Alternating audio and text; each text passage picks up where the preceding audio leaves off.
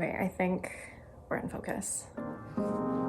Is this happening right now? Hey babes, welcome to my YouTube channel. I am so excited to start this. This is something that I've wanted to do for so long, and it only felt fitting to start off doing a Q&A. So I went over to my YouTube channel.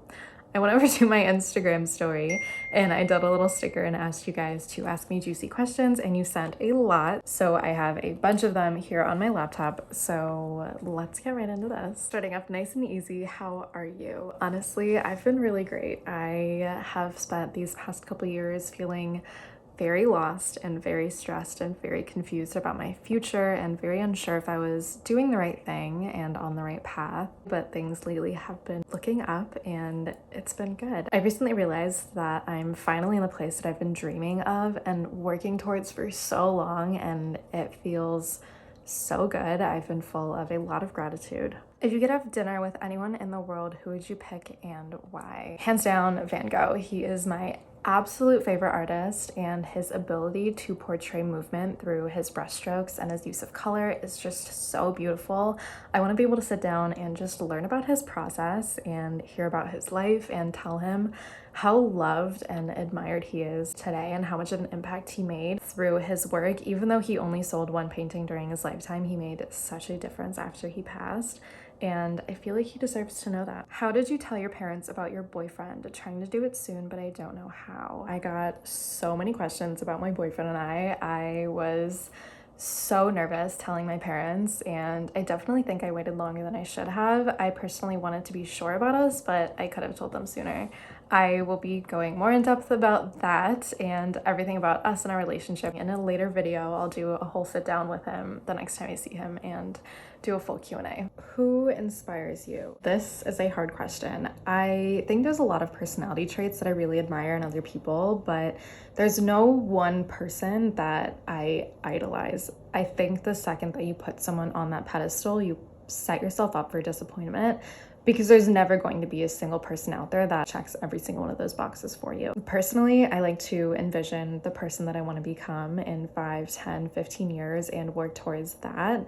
And I use that as inspiration because it's constantly growing with me and changing with me, and I feel like that's perfect for what I need. What is one country that you would want to travel to in the next 3 years? Italy or Bali. I really want to see a lot of the more coastal cities and countries because global warming and rising sea levels are very real, and I don't expect them to be the same in the next decade or so. So hopefully I can go pretty soon. I also really want to go back to India. It's been like 4 years since I've gone. I usually go every other year, but COVID happened and we haven't been able to go in a very long time, and I very much so miss it. I really want to be a tourist in India because I've never done that. I usually always just go to visit family, so I really want to do some sightseeing and stuff as well. How do you find confidence? 3 things. Number 1, pretty is a mindset.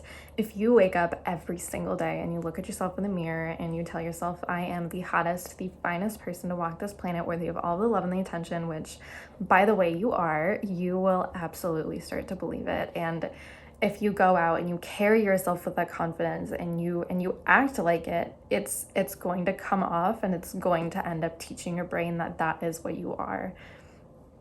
There's a lot of psychology behind it, and I can go into all of that, but at the end of the day, it's a mindset, and you are very capable of retraining your thoughts and the way that you speak to yourself. Number 2, our insecurities are always a product of our environment, whether it's something that was taught to us by our peers or it's something that we convince ourselves as truth as a result of comparison. It was never something that we just popped out into this world feeling. It was always something that was taught to us. Really digging deep and questioning why you feel the way you feel about whatever it is that you're insecure about can really help to unlearn those thoughts and help you understand where they came from, so that way you can kind of start to heal that part of you. The third thing that has really helped me is to realize that someone else's beauty does not mean the absence of my own. It is exhausting scrolling through TikTok and Instagram sometimes because I will see all these beautiful people and I'll open up these comment sections just to see everybody putting themselves down in comparison, and it makes no sense. The ocean is just as beautiful as the sky, and they are entirely separate and mutually exclusive. How to handle imposter syndrome. Imposter syndrome boils down to comparison and invalidating your own worth and your accomplishments as a result of that. I am a firm believer that comparison is the root of everything horrible in this world, and the day that I learned that is the day that a huge weight got lifted off of me, because I finally realized that I was content with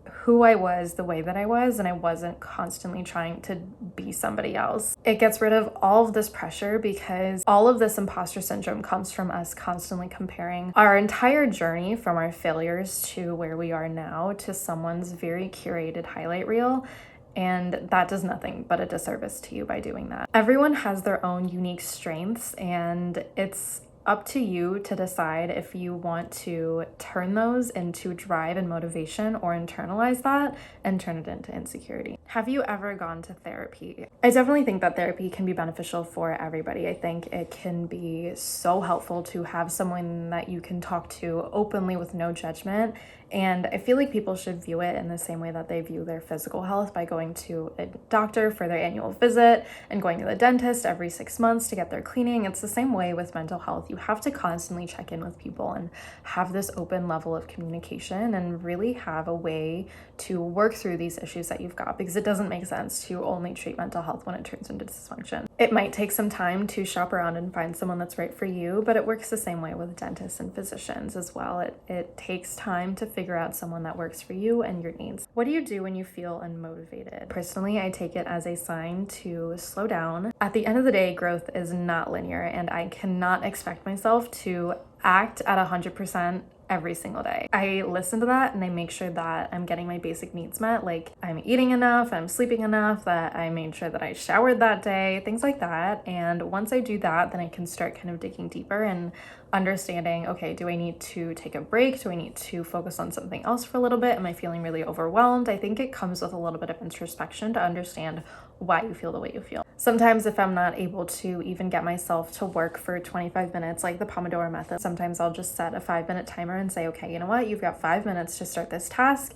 After 5 minutes, you can stop, you can do something else. And usually, more often than not, after those 5 minutes are up, I'm already so into that task that I want to finish it anyways. And that kind of helps me get that push to just get going. What is your life mantra? Lately, my favorite is what's meant to be will be. I feel like I spent so much of my life stressed out over controlling every single outcome and worrying about all the aspects of everything that could happen in my life. And I was a very anxious person. I was so worried about this idea of failure that I wouldn't even let myself try in the first place. At the end of the day, there's only so much that you can do to set up for the life that you want to have. Do what you can and focus on improving yourself and getting yourself closer to that goal by even 1% every single day, and you'll look back and you'll realize how much further you've come in just a couple months. That is the end of my list. I had so much fun making this. I'm definitely going to do this again. Thank you so much for hanging out with me. I hope you have a wonderful, wonderful rest of your day or night wherever you are. Thank you for watching my first ever YouTube video, and I will see you in the next one.